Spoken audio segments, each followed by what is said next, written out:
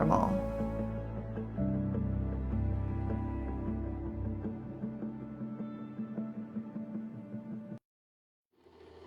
We were raised by a single mother. When I was about 4 years old, our house burned down. Insurance didn't cover paying off that mortgage. So fortunately, my mom was a nurse and she was able to work a ridiculous amount of hours, some 80 hours a week, and pay off that mortgage while still finding us another place to live. So I've been fortunate to have a lot of really good role models in my life. Obviously, my mom being at the top of that list. Okay. When a pilot's good, why rock the boat when my child support's low? Yes. Okay. We know who it was filed by. She always very passionately said, I'm going to be an attorney. And she'd look at me with dead set eyes, and I 100% believed her. And not only just becoming an attorney, but actually being a good attorney that is going to make a difference. Erin's passion sets the bar for everyone else in our office. So we're at home on a Saturday night, it's 8 o'clock, Erin's phone starts buzzing. It says a lot of our staff who's feverishly working to prepare for the cases that we're going to handle that next week. They share Erin's passion, and it's contagious, and has been spreading through our firm. All right, thanks for staying so late. All right, I'll talk to you tomorrow. Bye. I love doing family law. I feel like I really help people every day. I feel like we really make a difference for people, and I feel like families are benefited from the work we do. I started this firm with $2,500 in my bank account, and in the course of a year, I've helped over 200 families find a way to get through the turmoil that they're experiencing. I'm Erin Morse, and I'm here to help your family find your new normal.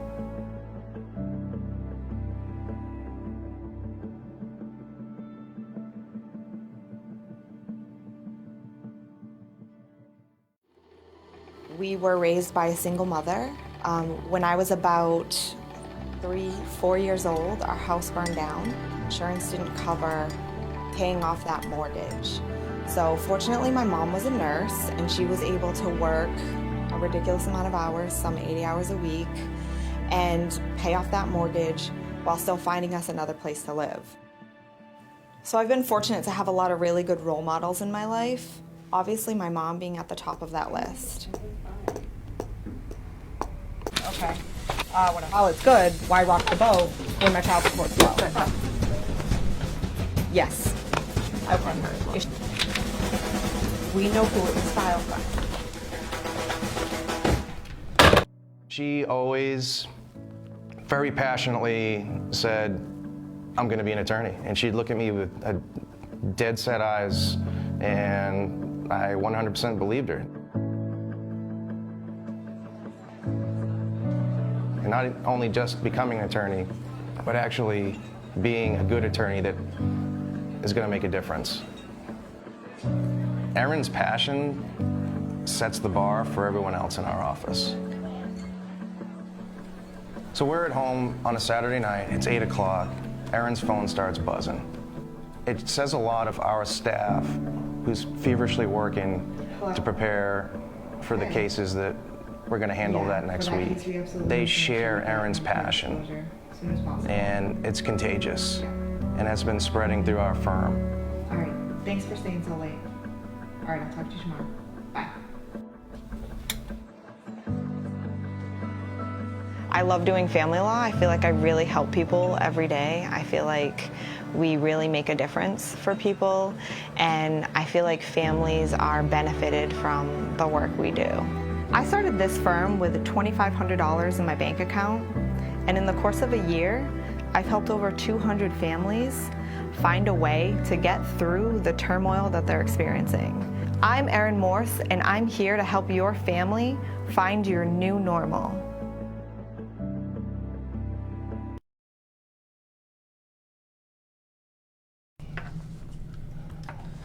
2, test 1, 2. All right. All right. The information provided in this live Q&A does not and is not intended to constitute any legal advice. Instead, all information, content, and materials available in this live Q&A are for general informational purposes only. Information on this live Q&A may not constitute the most up-to-date legal or other information. Viewers of this live Q&A should contact an attorney to obtain legal advice with respect to any particular legal issue. No listener, user, or browser to this site should act or refrain from acting on the basis of information on this live Q&A without first seeking legal advice from counsel in the relative jurisdiction. Only an individual attorney can provide assurances that the information contained herein and your interpretation of it is applicable or appropriate to your particular situation. Use of and access to this live Q&A or the links or resources contained within the site does not create an attorney-client relationship between the listener, user, or browser, or website authors, contributors, contributing law firms, or committee members and their respective employers. The views expressed or through this live Q&A are those of the individual inquirer and the individual capacities only and the law office of Erin Morse. All liability with respect to actions taken or not taken based on the content of this live Q&A are hereby expressly disclaimed. The content on this posting is provided as is. No representations are made that the content is error-free. Whew, that's a mouthful. Nice work. Hey guys, this is Patricio. I almost said the whole AK Rocky, but it's okay. Let me turn the camera right there, get you in full angle. And I'm sure you're not going to angle it down. Perfect. There we go. Welcome everybody to our live Q&A. I am Patricio, and I am joined by Attorney Erin Morse from the law office of Erin Morse. How you doing? So good. How are you doing? Doing good. It's been a couple of weeks since we've done one of these. Yeah, I find it funny. I didn't. Of course we got a lot of really great views. We got a lot of really great questions. I don't know that I realized it was as popular as it was. We got a lot of feedback, privately, a couple of comment posts asking if we're going to do another one. Mm-hmm. So, by popular demand, as if people really demand lawyers like this. But hey, if it's warranted and we have questions and we're getting the questions. Oh yeah, no, the questions came in for this live Q&A. And the moment we posted out there that we were doing it, oh yeah, they just started coming in more and more. And a lot of them are going to be in respect to the current situation at hand. Yeah, it's chaotic. Actually, we've had a lot of clients and new clients that have, reached out to us asking us really how to manage this. And again, I'm going to piggyback on that wonderful off-the-cuff statement from Rocky here. Everybody's situation is going to be different.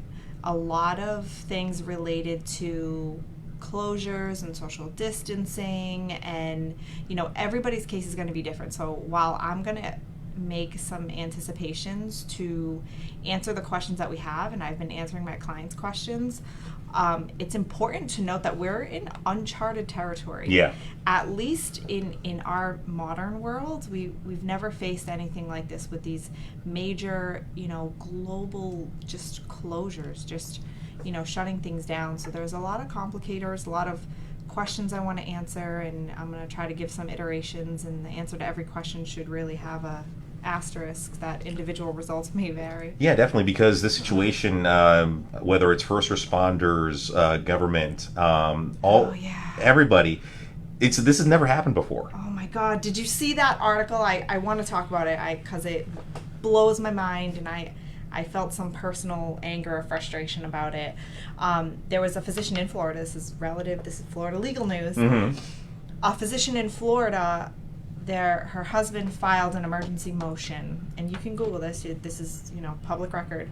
Filed an emergency motion to suspend mom's time sharing. Is this the case out of Lake County? No. Or is it further south? I want to say Miami or Broward. They're wild down there. Okay. But that case, mom's time sharing. Mom was an emergency room doctor. Her time sharing those questions are bumping. Mm-hmm. Her time sharing got suspended until further notice, right? Until further order of the court, because for the mere fact that she's an emergency room doctor. Oh, that's my it. God. That was the basis. I don't know if there's more and more history or what's going on, but fortunately, she was in a position to appeal this, which it's worth noting that the cost of an appeal is very high. And even though there's lots of injustices that happen in our family law courts, there are people who merely can't afford an appeal on that. I won't get into all the ways I think that was wrong, and just because they're a physician doesn't mean they should have their children taken away. It's bigger harm to the children, really. I hate to be devil's advocate, but at the same time, we don't know that much about the virus itself, but what we do know that it does affect elderly people. It does affect people with immune deficiencies, things of that nature. Underlying causes, yeah. We don't really know yet the effects that it would have, against someone, like a minor child. Right. And we do know, right? Because they are not the people being admitted in the hospital and dying, right? So perhaps we do know. Okay. Right? With that, I mean, do you feel like he was within his rights to act that way? No, I don't. I feel like that was wrong. I really, really do. In my heart of hearts, if I had a client come to me with that demand, and exclusively that fact pattern, right? If there was more to it, right? We knew someone was actually diagnosed with this. The doctor was diagnosed with it. The doctor brings the child to the emergency room without a mask, right? Again, individual results may vary, but on exclusively she's an emergency room doctor, shouldn't have time sharing. No, I don't agree with that. Wow. Okay. One question that we just got from the texting real quick, and this is actually a funny one. Did Carol Baskin kill her husband? Fortunately, I don't have to be the person to decide that. It's real fishy. It's suspicious. I watched it. I was just about to ask, did you see the entire series? I did. I had to, right? Can you even be an American at this point and not watch it? Yeah, I watched it. I feel like that their Tiger King, he was done dirty, and but in some ways he cut off his nose to spite his face, and, there are a lot of crazy things. But whenever I watch these documentaries, I can't help the person who I am. I always try to think about it. What if this story was told from a different perspective? Like, what facts were left out, right? What pieces of it was... did you see the latest installment with episode 8? No, I didn't. Oh my God! You can tell me about it. There are no spoilers on that one, but I feel that is it the temperature, the climate, the feel of the series itself took a complete different shift, because now these people have been exposed. There are more stories coming out, more investigations, and the people that they interviewed were giving kind of a different tone to Mr. Joe. And there are very few people that were talking into Carol Baskin, but it was a different feel to these people in regards to Joe. It's strange, and I feel like another good example of a crazy case, right, is and I liked this case because I was in school and interested in becoming an attorney. I wasn't yet an attorney, but the Scott Peterson case. Ooh. I've seen more than one documentary on that, and while it was going on and we were watching it happen in court, I watched that, right? I'm such a product of my employment, right? I like watching court on TV. But I noticed that some people try to tell the story from the perspective that he didn't do it, or the things that the police didn't do. And I feel strongly that a lot of times it's how a story is told, which is why you need a good lawyer, right? Tell your story the right way. But I think about that a lot, because there was one documentary that, had I not heard and known, the story from its inception, from the news and the other documentaries and interviews from him and stuff like that, had I been probably exclusive to that particular documentary, I think I really would have believed him to be innocent. Okay. But having had probably been tarnished by everything else I knew from the media, I'm like, yeah, I'm not persuaded. But again, it's, fortunately for if I can swing it back to the people that I help out, right? Because my brain works in this way, is how would I tell this story from both sides, which is what I think about whenever I watch any type of documentary about current events like that, guilt and innocence. Mm-hmm. And I think about that, and I really try to think about that other side of the coin when I'm representing a client, right? So I will consistently, and sometimes I have to remind my clients, I'm not being adverse to you. Yeah. I'm trying to make sure that we fill all the holes in the story, right? Because if you don't have an answer to this hard question now, we have to make sure that we can explain it or understand it or make sure that we know what the deficiencies are. So I try to think about my case on like, how would I beat myself, right? Like, how would I win on the other side? And let's make sure that we, clean that up. We actually got someone on the message on the Facebook saying, "Free my boy Joe Exotic." Oh my goodness! But no, I wanted to shed light real quick before we jump into the questions. I just started recently watching a documentary called McMillions. Oh, I haven't seen that. It's the apparently there was a lot of corruption and foul play during the Monopoly games with McDonald's in the early '90s, and that there was a mob tie because anyone who had won in the late '90s from Monopoly, it was all organized. People were stealing the pieces from the manufacturers and selling them to make money off of it. No, the winners weren't legit winners.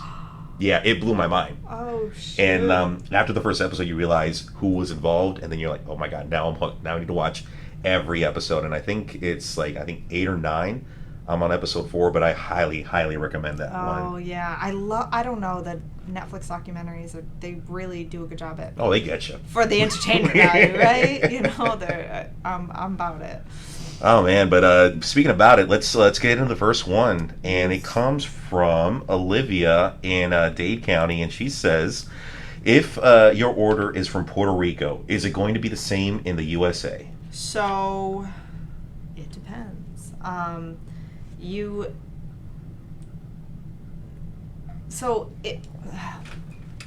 Our courts have a concept that they give full faith and credit to court orders in other states and jurisdictions, but what you would have to do is you would have to register it locally for it to be enforceable. So there's a specific way to do that. You obviously got to follow the statutes and those technicalities that everybody doesn't like to lose on. Mm-hmm. So there are technicalities to making sure that it's registered and enforceable here, but yes, it would be the same. Now, that doesn't mean that things couldn't change. If the minor child is here for 6 months, Florida then gains the capability of getting jurisdiction. That's not a sweeping dispositive has exclusive jurisdiction, but you can assert jurisdiction under what we call the UCCJEA, and that's our federal law, so that jurisdiction over a child can be at only one place at one time. It could be continuing from where the court order originated, or it could be registered, or it could move from where the children have been residing for the last continuous 6 months. So again, a fact-intensive inquiry with this. If you are here in Florida, of course, because that's where I work, so that's what I'm going to talk about. If you're here in Florida and you have an order from Puerto Rico and you need it enforced here, yes, you can. Now, if what you're trying to do is enforce and collect your child support on a person who remains in Puerto Rico, there is no reason to bring it here. You seek to continue to have it enforced where the person who lives and is the payor and is responsible for it.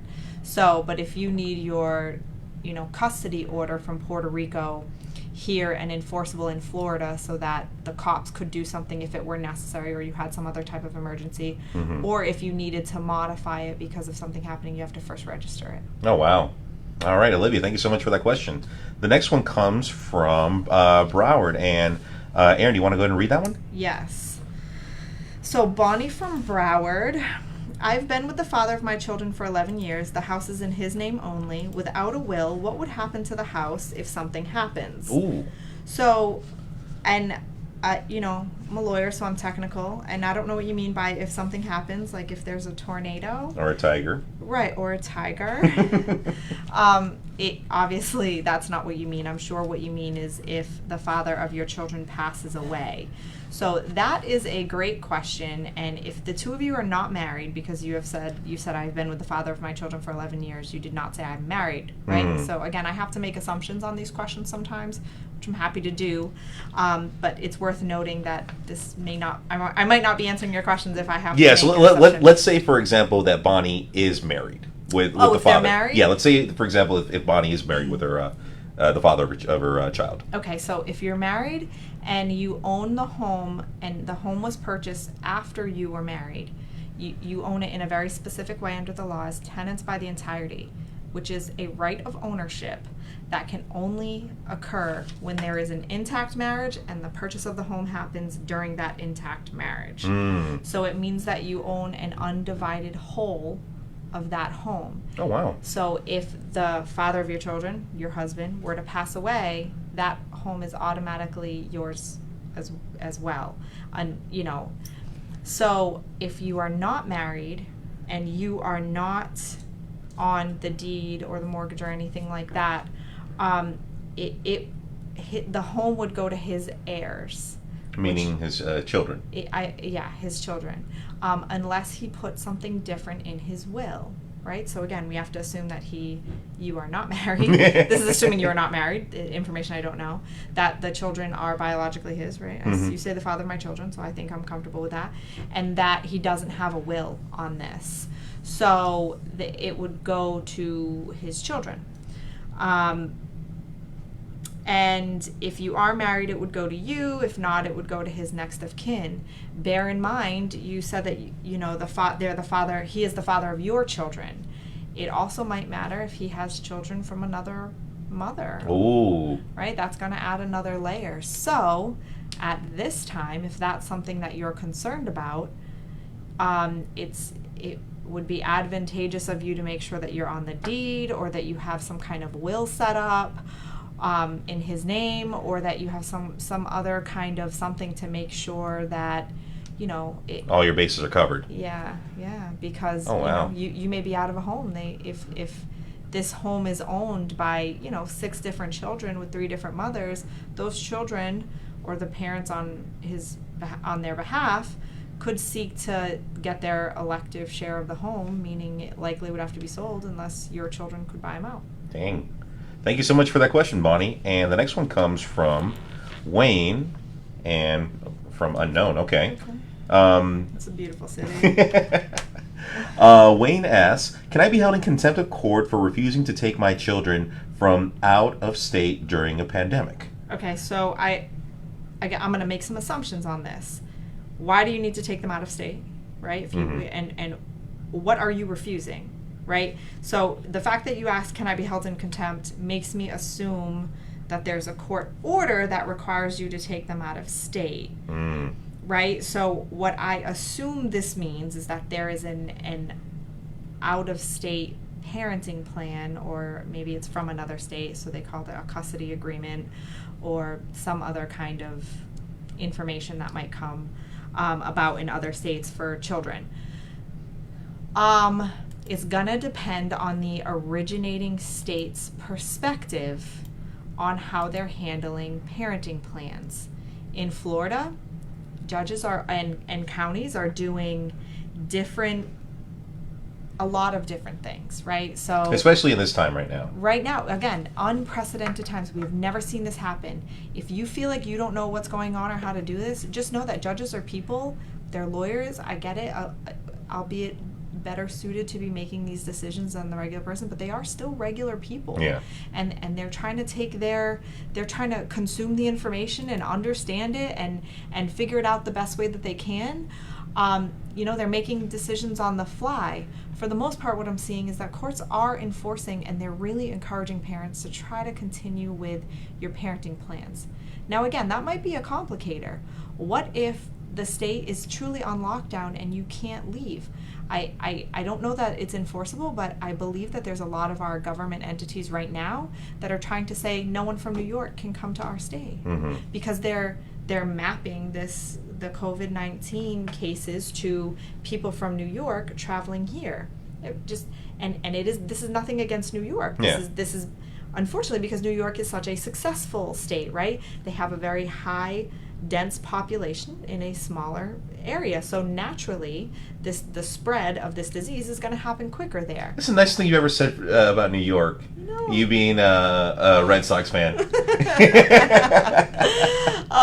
No, it's true. There obviously is a reason that so many people live there, right? And they're so proud of it.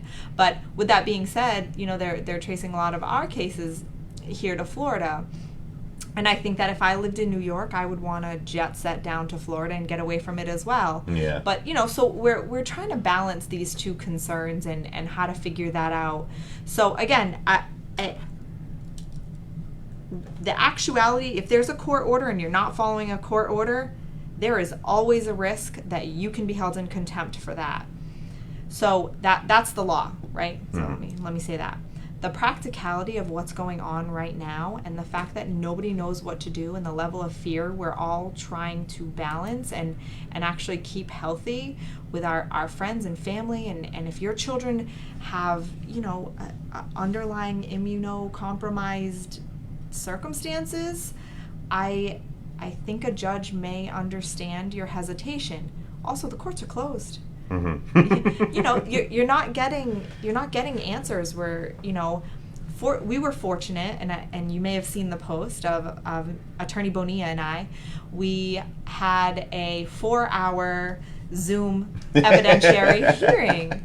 Right now, that's one of the things that has been a big barrier. Our courts are often willing to do some hearings if they don't require evidence.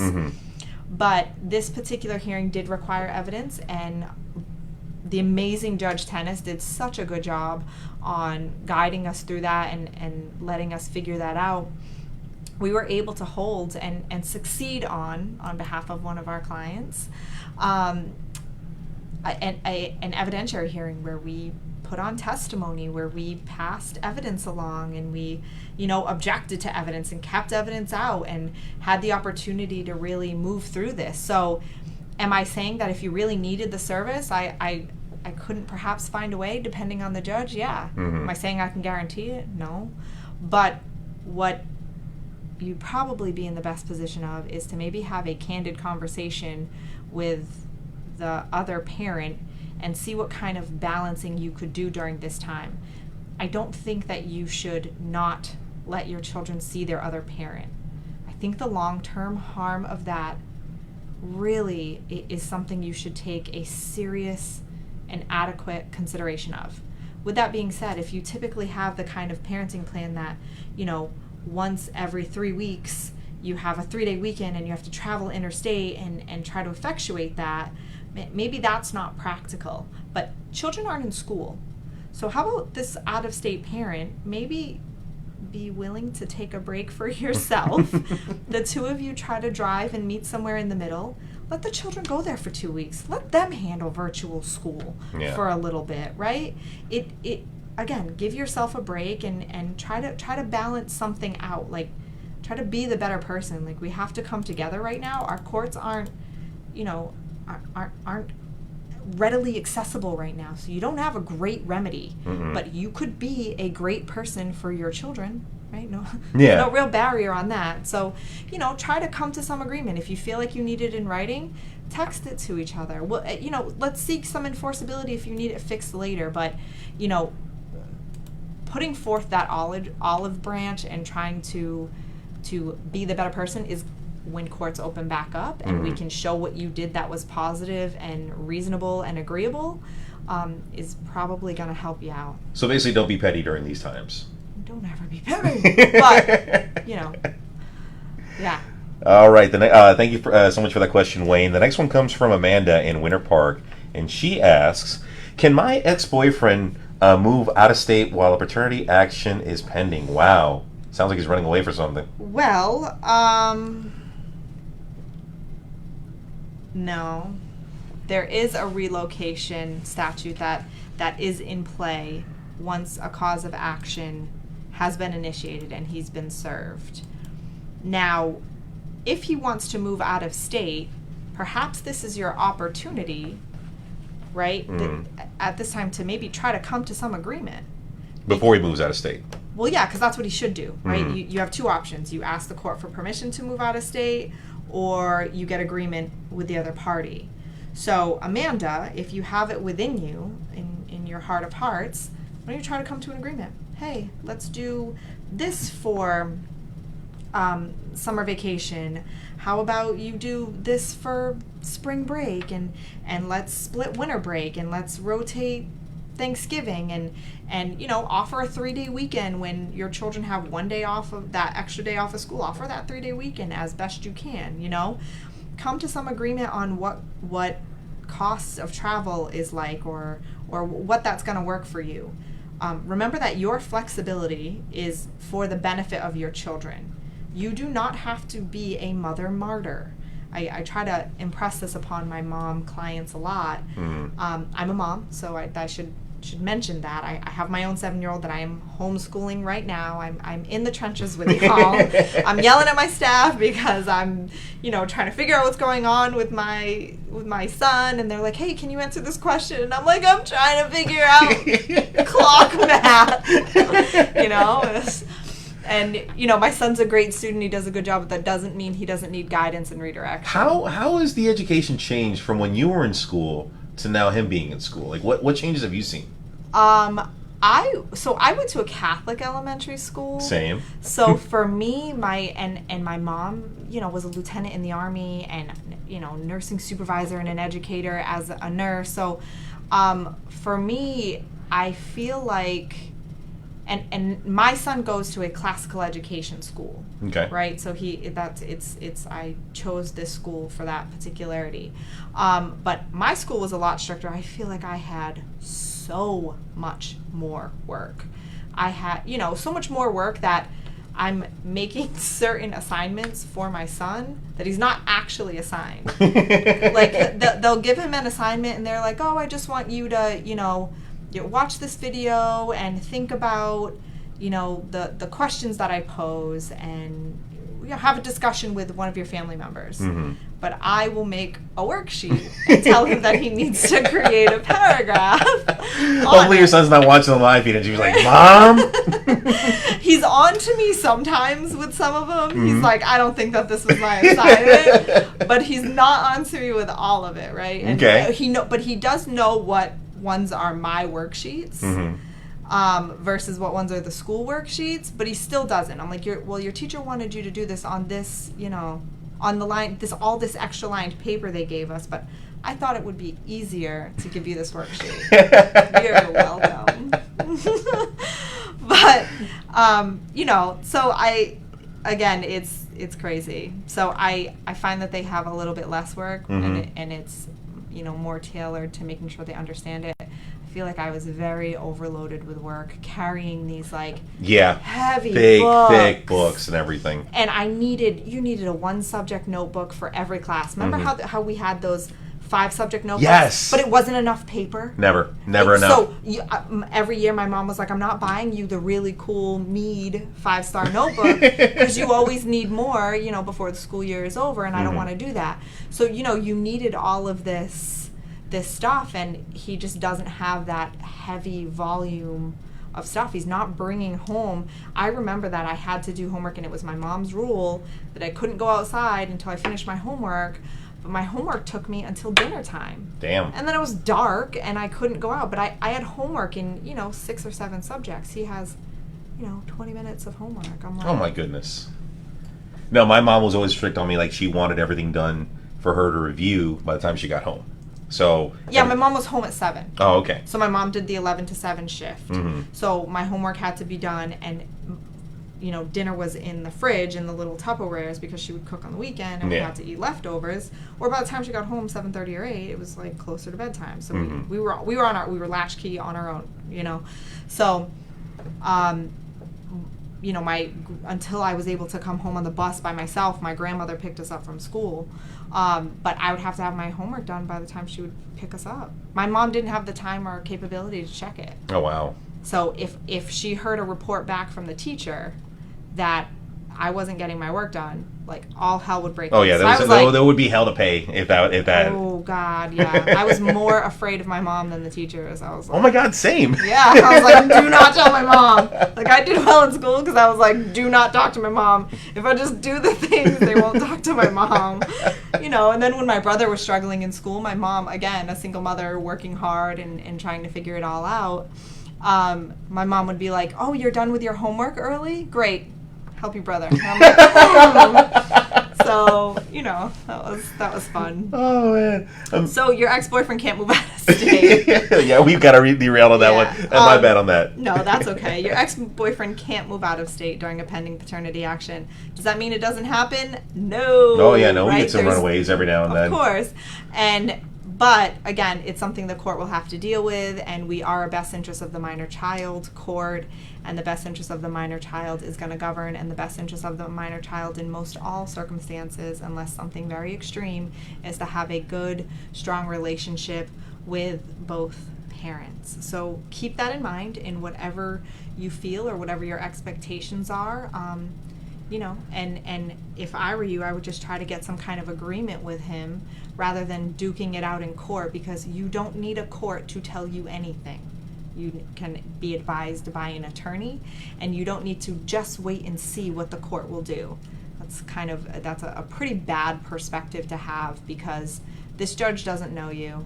They didn't live the same. They don't live the same type of life that you live. They don't understand what you're going through.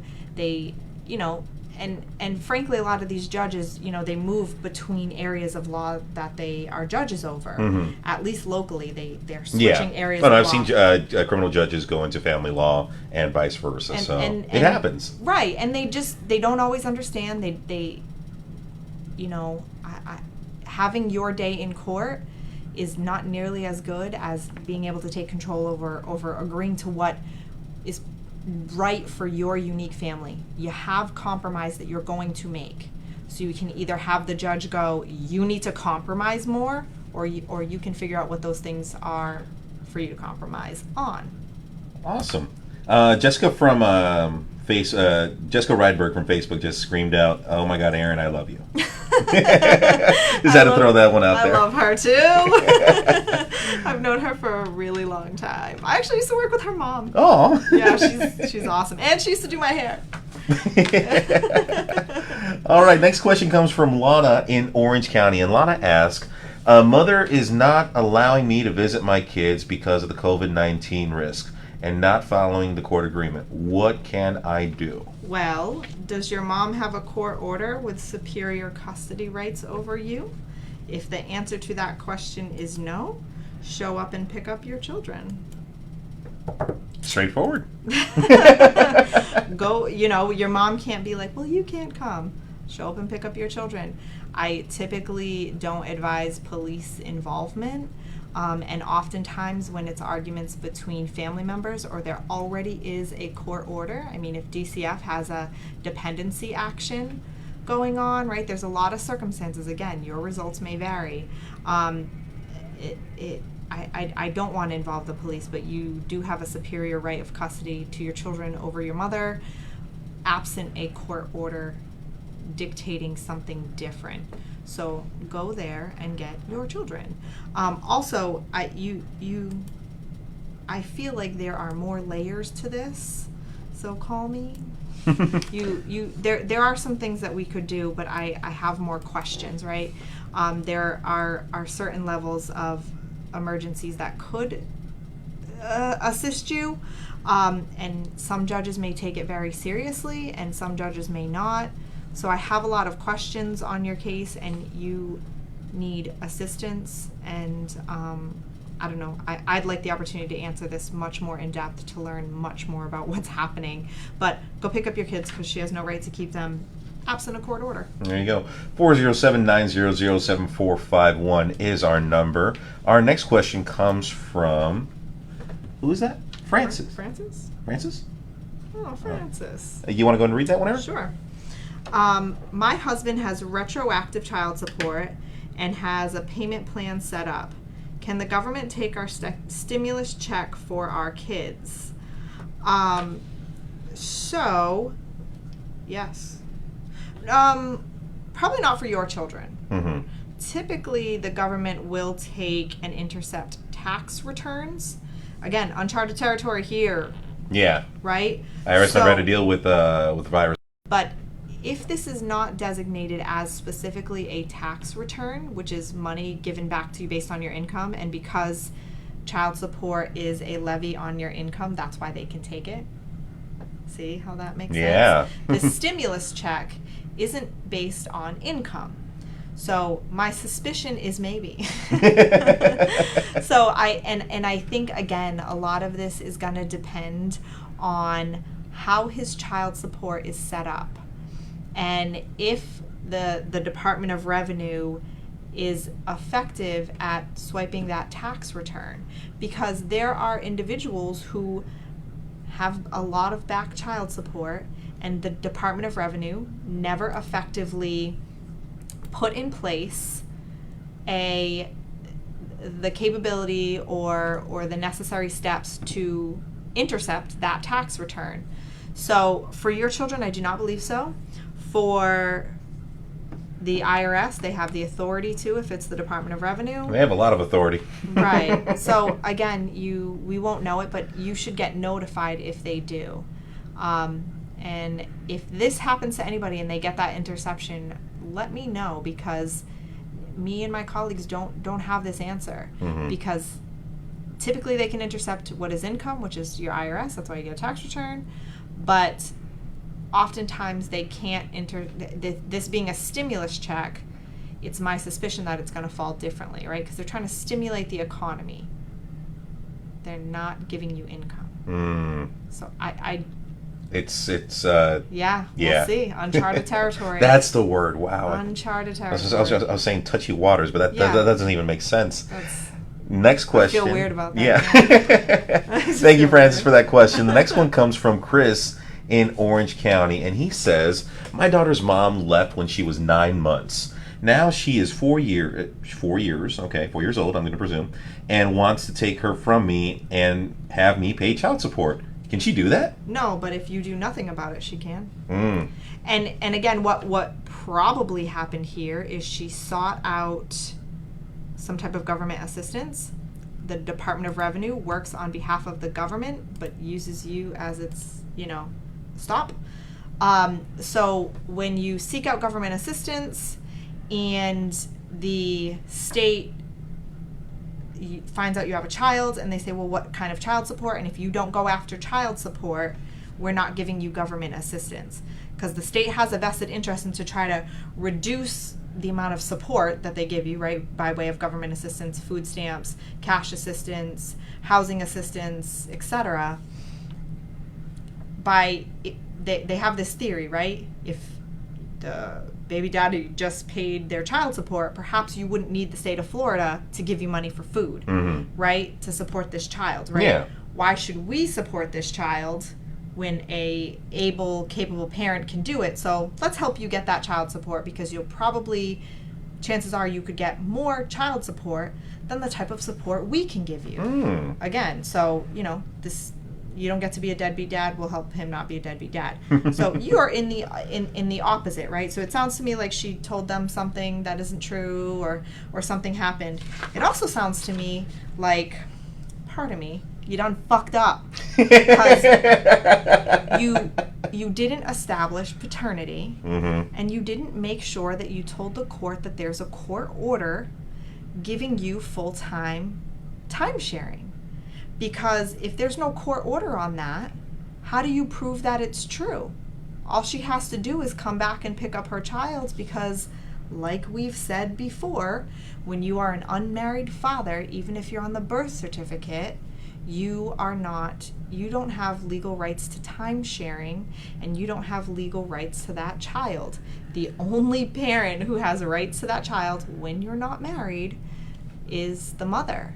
So I understand that it is not illegal for her to allow you to have that, and she may agree that you are the father, and she may agree if you go to court. So the big thing here is you need to immediately establish paternity. And you need to get a parenting plan, because if you were to come forward with that parenting plan that said, I have, majority time sharing, she hasn't seen the child in 3 years and 4 months, then the Department of Revenue is going to go, oh, okay, so do you need child support? Because we can do that, right? If she had a child support order against her, you would just send in that order, right? You would make sure that you assert that and you make yourself clear. But it sounds to me, right? You didn't do that. You messed up. Get on that super duper stat. Because she can right now come to the house and just say, give me my daughter, potentially with a police officer, and your daughter goes. And that's incredibly traumatic and incredibly harmful to your daughter. Now, am I saying that mom should not be in her life? No. Right? I don't. You never said that. I never said that. I don't have facts that mean that. But what I'm saying is, if your daughter has really grown up all of her life now, she's a 4-year-old, and she's only known you and hasn't known her mom. It's going to be a huge shift in her life. That, and you need to make sure that you protect her. Because if mom picks her up and you know where mom's going to take her, and she doesn't get to, you got to fight this battle. The courts aren't working quickly, and they're not working quickly right now. So, am I saying that I couldn't maybe get a summary judgment without a hearing and establish your paternity? I absolutely can do that. Each case is different. There is some law that allows me to get a summary judgment establishing your paternity quickly. I'm going to adjust that right there. Beautiful. All right. The next question comes from Dean in Palm Beach County. Go ahead. My son won't let me see my grandchildren. What can I do? I'm going to assume... I feel like we've gotten this question before. We have. I'm happy to answer it again. Okay. Because the answer is fucking nothing. Maybe try to patch things up directly with your son. Because in Florida, they do not recognize grandparents' rights. Now, if your son is out of state and they're somewhere else, perhaps it is a state that recognizes grandparents' rights. Our courts, in that fancy little full faith and credit, will enforce an out-of-state order if it is legal in that state. But if they are here in Florida and you are here in Florida, what you can do is, somehow patch up the relationship with your son, because you have no recourse. You don't. Our courts find that the constitutional rights of the parents supersede those constitutional rights of the grandparents. Which in fact there are no constitutional rights to your grandchildren in Florida. So, and they have interpreted that concept as though rights of the grandparents to visitation or time sharing or see the children, that it would be infringing on the rights of the parents. So sounds to me like you got some work to do to make your son like you more. All right, thank you so much for that one. The next one comes from, there we go. From Jermaine. Oh, lovely name.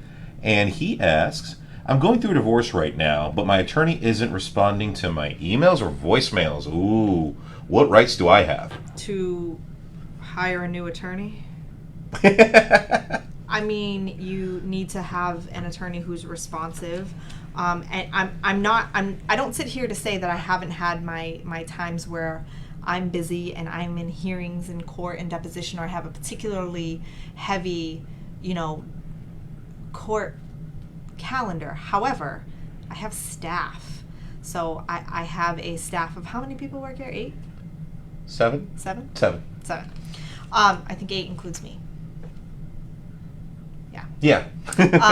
So, 7 people who work here, including an associate attorney. So if you have some type of emergency, you actually can text our office line, even if you had an emergency after hours and it's truly an emergency. I'm not here to tell you that I'm not going to look at that text message, and if it's not truly an emergency, I won't respond to it. I have my own family, and if I don't take care of me and my mental health and have the opportunity to clock out and log out, I'm not going to be the best attorney that I can be for you. So I will protect my mental health and capability of, winding down and clocking out and doing what I have to do on behalf of those kind of things. But if it truly is an emergency, I will, we have the capability of being responsive at any time, and we're completely virtual, as you know, because we always have been. It was very easy. All I had to tell my staff was, Do you have Wi-Fi at home? Yeah, do you have Wi-Fi at home? We all already operated on laptops and we're already cloud-based. So I said, don't forget your charger, and you can work from home. So all of my employees have had that option since very early on in this. There's really been no, our social distancing and everything has worked out well. But with that being said, I don't know if what's happening to you right now is because of COVID, and maybe they are not quite as tech savvy, but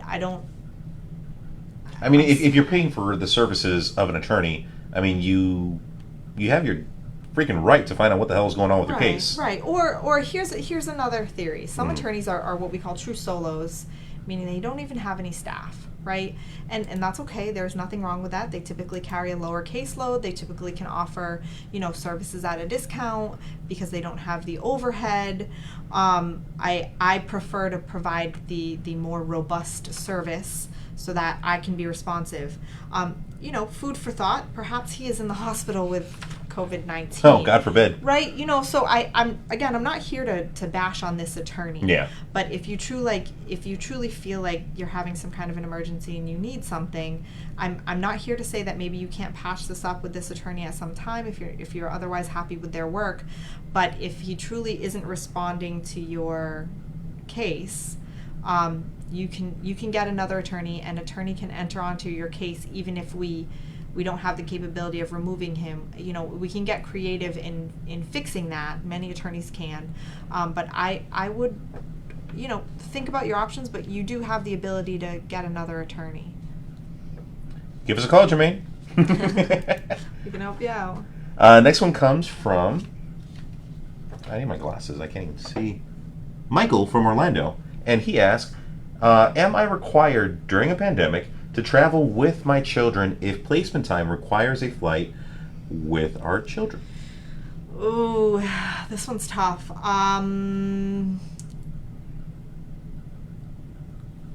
Where's your court order out of? I think you have to seek guidance from that court order first. I think you should definitely speak to an attorney, and I think at a minimum you should speak with the other parent and see what kind of accommodations they want to provide.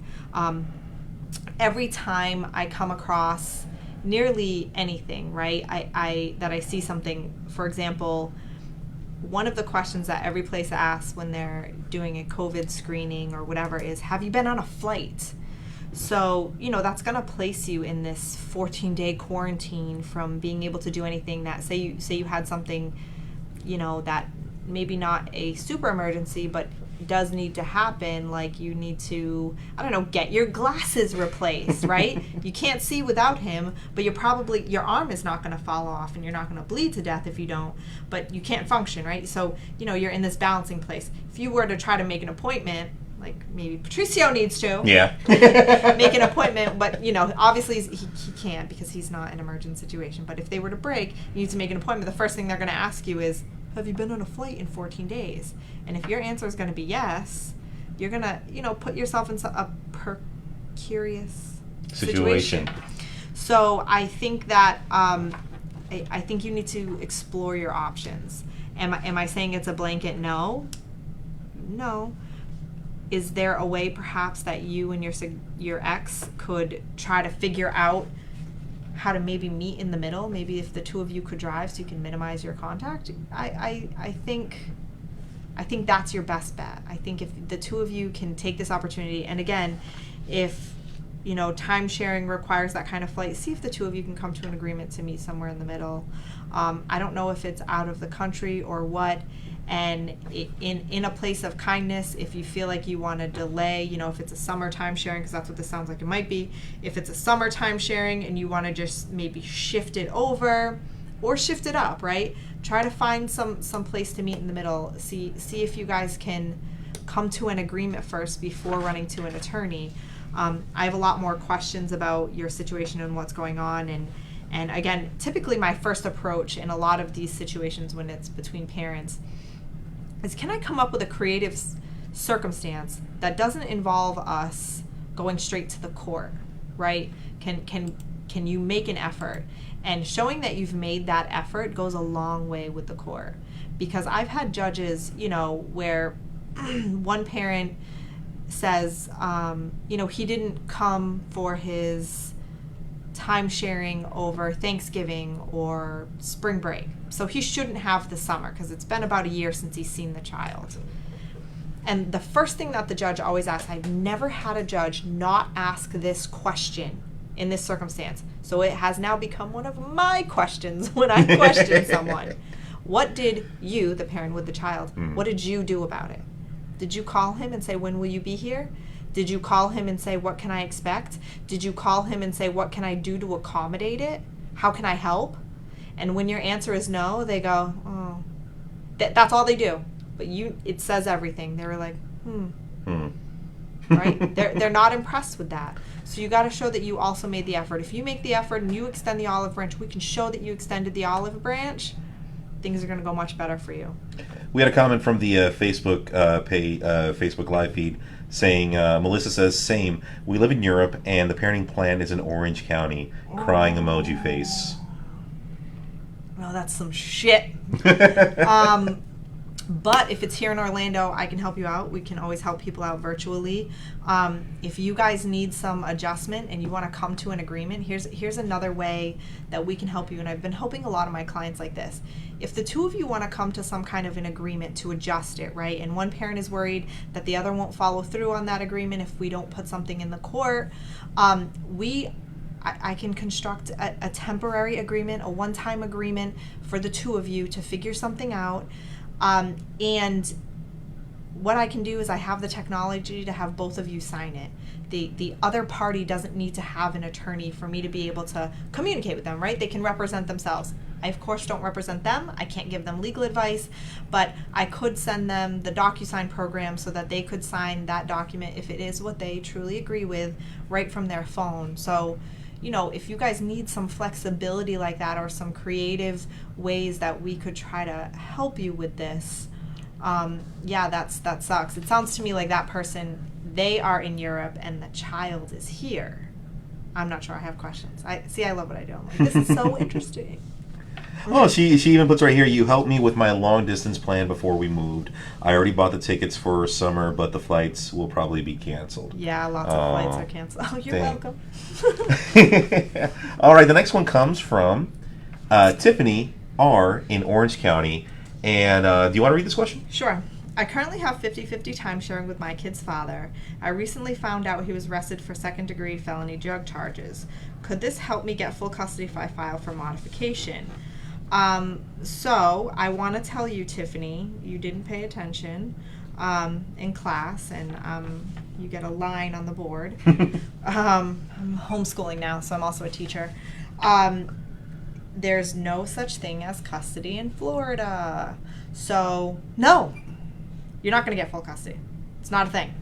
Also, the law says that you need to be able to have a sufficient nexus of harm to the minor child in order to effectuate a modification. So and I don't mean this to be mean, I mean it to be honest. If what you're trying to do is just get rid of dad, the court will see through that. So maybe train your vernacular to be a little bit better in how you communicate that. I only say that because that's the hard truth that I need to tell some of my clients, because they may not actually feel that way. It might just be a product of the frustration. And perhaps if this was his second felony drug charge, he truly is a fucking loser, right? So I get it. I'm not here to tell you that you're wrong with it. I'm here to tell you what the court sees. They get to know you for maximum, 3 hours a day in your court hearing. They don't have a way to know if this guy truly just is a scumbag or if you're a gatekeeper, right? And they have to face this. Is dad truly a scumbag, like mom says, or is mom just a gatekeeper because she thinks she's all the way in control of the children? Every single day, I think these are the two. This is the angel and devil, the two devils that they're trying to figure out. Or are they both a problem just because they hate each other and they went through a breakup, Again, it's what the courts deal with. This isn't specific to you, Tiffany. This is because it's what they deal with all day. They deal with petty. It's why I try to give some guidance to stay away from petty, right? With that being said, is he going to jail? If he's in jail, do you need a modification? When is he getting out of jail? If, something like that. If he's going to be in jail, or he is in jail and he's convicted, I think that you could file for a modification. And perhaps you want to not use the phrase full custody, kind of keep that out of what you say to the court. They don't like that phrase. It has become very bastardized in our system. Like, you should never use the word custody, because they think that parents are both equally responsible for children.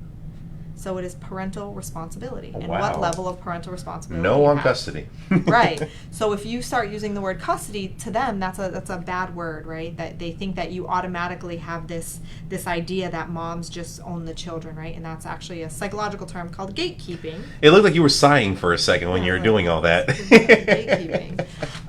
That's a term called gatekeeping, and our courts are really, really sensitive to that, which is good, because they took the psychological studies in developing their system, and it really is backed by science. So our laws are backed by science behind raising children. So yes, it could. Is he going to jail? So perhaps. But again, it has to be a nexus of harm, to the minor children. Children have shitty parents all the time, right? I have a sign in my office that says it's not illegal to be an asshole. It's not. You have the right to have a shitty father, right? You have the right to have a shitty mother. You have a right to be protected from abuse, and if you tell me that it's psychological abuse because he doesn't have good morals, the court's not going to see it that way. Under these circumstances, I recommend that you also get some professionals involved. I'm talking guardian ad litems. I'm talking, you might have more to this story. If he's doing bad shit, right, all the time, and it's in your house and it's happening with the frequency, I really highly advise getting some professionals to give some theory behind the scenes that makes your position stronger. So you got a little bit of an uphill battle, but if your children need to be saved and protected, fight it. Make it happen. Awesome. Thank you so much for that question, Tiffany. Ooh, the next one, man. I know I have a lot of friends who have been affected in this sense because of COVID-19 and postponements of weddings, cancellations of weddings, and was it Ronald? Yeah. Ronald asks, from Kissimmee, my wedding is this summer. Can I get a pre-marital agreement completed? Yeah. We can do that.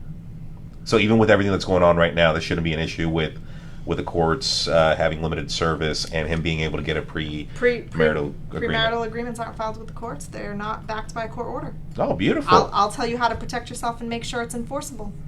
So you don't need the courts at all for a premarital agreement.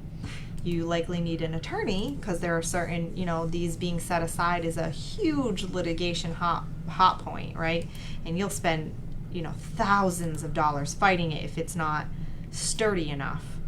But, and I want to interject an interesting story here. This was back in my paralegal days, but I worked in a law firm, of course, as a paralegal at the time, where my attorney, who I believe that the attorney I worked for, I believe that he rode his dinosaur to the first divorce. Wait, what? he had been an attorney since forever. Okay. Right? He remembers when there was no such thing as a no-fault divorce, right? So he had some great stories. He was great experience, great advice, great information. But he had represented this client some, 15 to 18 years prior to this happening, and they were getting a divorce, and he had a premarital agreement, right? So we call them prenuptial agreements.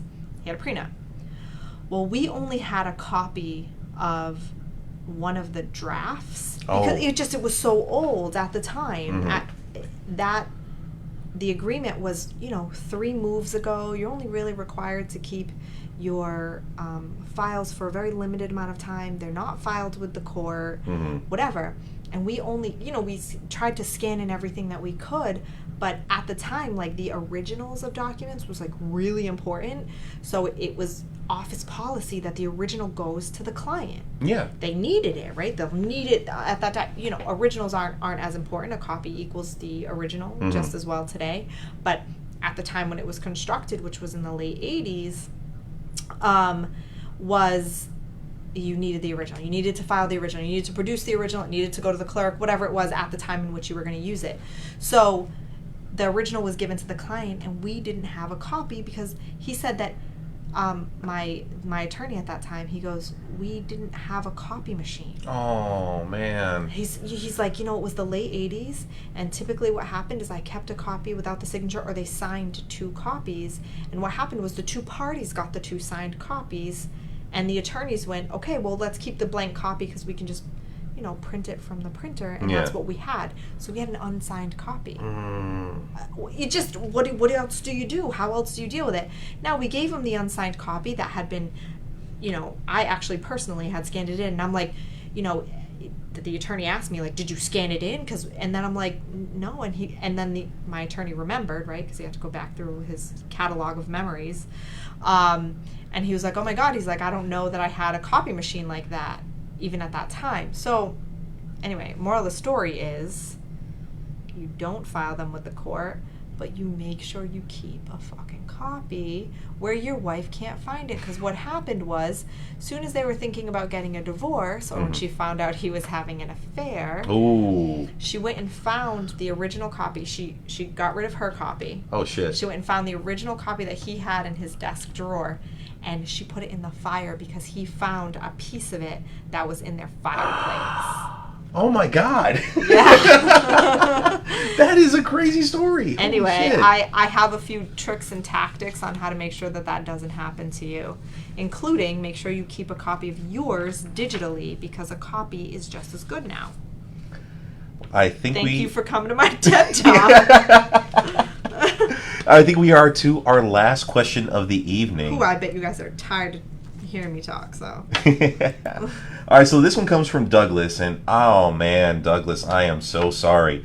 I lost my job due to COVID-19. Do I still have to pay child support? Oh. So, Douglas, the first question I want to ask you is, does your child cease to need to be supported because you don't have an actual job? No. Then of course you have to pay your child support. Unfortunately, this is temporary, so the courts aren't really doing a lot in the way of enforcement. As we know, unemployment is high. Yep. Potentially we may see some record high numbers. It's why unemployment is given pretty freely right now.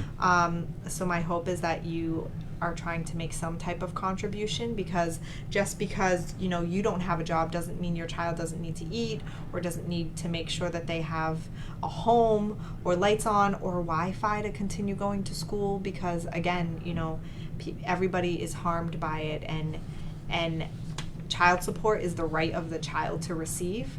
So the only reason that you would not have to pay any child support, of course, is if the child support guidelines dictated so, or if your child ceases to need to be supported. So I know that was a harsh answer. Yeah. But, that's just like you asking the question, like, do I still need to live because I don't have a job? Like, what? Yeah. So basically, Douglas, you threw out a rhetorical question.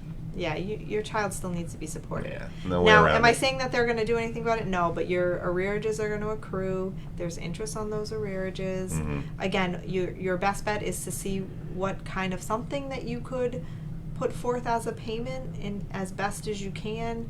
Try to, help out and make some payments towards it with your unemployment money. Your child or children still need to eat and live, and try to continue with their education. So do what you can to help them out. If the thing that you can do to help out is perhaps take on some time related responsibility, like perhaps when you're not working, maybe you can assist and guide mom to work some more hours, and you could go to the house and do the homeschooling. If you want to come to my house and do the homeschooling, that might be a fair agreement. And if you wanted to, maybe your the mother of your children will agree to, write off some of that back support, and you could get a court order to that effect. These are some of the creative solutions that maybe you could think of. Again, being cooperative with the other parent is going to go a long way and save you a lot of money and be so good for your kids when they see that type of cooperation. Attorney Erin Morse, thank you so much for spending time with us and answering all these questions, giving sound advice. And once again, I do have to disclose to everybody the information provided on this live Q&A does not and is not intended to constitute legal advice. Instead, all information, content, and materials available in this live Q&A are for general information purposes only. Information from this live Q&A may not constitute the most up-to-date legal or other information. Viewers of the live Q&A should contact an attorney to obtain advice with respect to their particular legal issue. No listener, user, or browser of the site should act or refrain from acting on the basis of the information on this live Q&A without first seeking legal advice from counsel in the relevant jurisdiction. Only an individual attorney can provide assurances that the information contained herein and your interpretation of it is applicable or appropriate to your particular situation. Use of and access to this live Q&A or any of the links or resources contained within the site does not create an attorney-client relationship between the listener, user, or browser and website authors, contributors, contributing law firms, or committee members and their respective employers. The views expressed at or through this live Q&A are those of the individual inquirer in their individual capacities only and the law office of Erin Morse. All liability with respect to actions taken or not taken based on the contents of this live Q&A are hereby expressed disclaimed. The content on this posting is provided as is. No representations are made that the content is error-free. Anything else good with the world? Any funny things that you... Nice job on the marketing. You're doing a great job. Thank you. And thank you for giving me the opportunity. Yeah. Keep our tiger meme did go a bit viral, which is pretty freaking cool. That was cool. My mom's friends in Massachusetts saw it on another website. Are you serious? And it circled back to my mom, and they reached out to her, and she was like, "Isn't this your daughter?" And she was like, "Yes, oh my God." Someone she hasn't talked to in about 8 years was just like, "I think I remember you shared this one time, Beth, and I've seen this logo on your Facebook page, Yeah, so it's making the rounds. That's awesome. Pretty funny. I'm pretty happy. And it's in no relation to, the Tiger King, so you can't come at us. I mean, just a picture of a tiger, Whatever. It is what Don't it is. get any ideas. Melissa, once again, Melissa, thank you so much for staying with us through this live Q&A. And she says, I am sending you guys Belgian chocolates.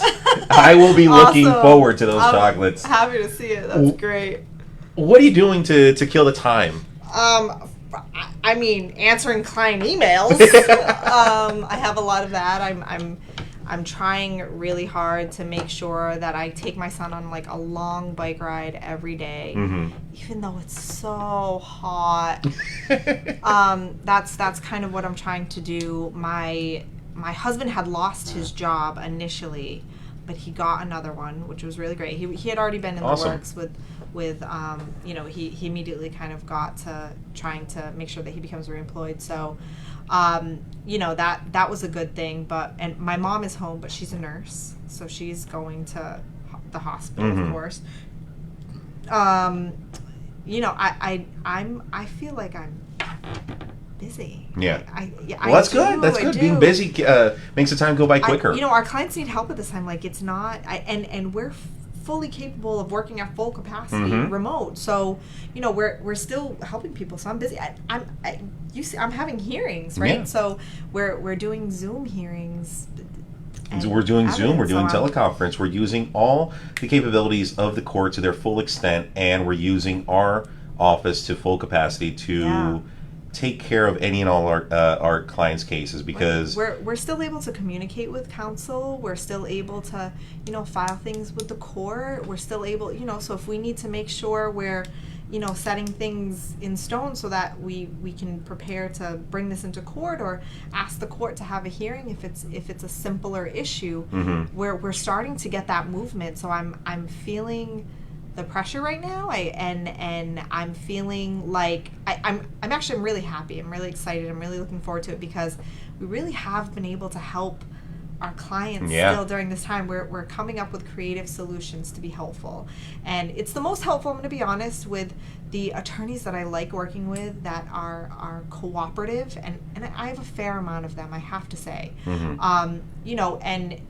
that when these attorneys are cooperative with these type of things, or receptive to us trying to work through, you know, certain agreements or some kind of temporary type of stuff, it's happening. We're able to make things happen. So, you know, I'm busy. I just don't have to put on as much makeup. Oh yeah, no.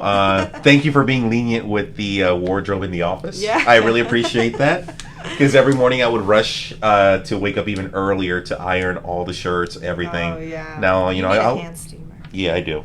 No, I'm just saying, like, ironing is for the birds. No, and I actually did the same thing. I've picked up the hobby of now riding my bike. Yeah. It's a fun exercise. There's a new Social community. distance, right? Oh yeah, no. Yeah. I wear my mask. I have my portable spray of hand sanitizer wherever I go. I'm not touching or talking to nobody. I know. I also have a mask. I didn't think I would get to the mask place, but I wear the mask. Oh wow. I didn't think I'd get there because I'm stubborn. Yeah, no. The first few weeks I was a bit hesitant. But like, no, this is getting out of hand. No, this isn't for real. But then you start seeing the numbers. Then you start hearing the stories. Or maybe maybe it doesn't affect me, and I don't feel that sick, or I don't feel sick at all, and I don't really know if I want to pass it on to someone, or I get it from my mom. Hey, how you doing? Hello. So yeah, it's a good thing. Yeah. We're making it happen. Yeah. So keep your please practice social distancing. Stay clean. Please stay 6 feet apart from each other. Erin? Wash yourself. Yes, wash yourself. Keep yourself clean. Anything else you want to add before we sign off? Yeah, change out of your daytime pajamas to your nighttime pajamas about at this time. Well, guys, go. If you have any questions or want to follow up with us, go ahead and give us a call at 407-900-7451. Our website is morse-firm.com. If you want to send us an email, go ahead and send it to admin, that is ADMIN, at morse-firm.com. We're here for you when others aren't, and just be safe. We'll see you guys later. Thanks.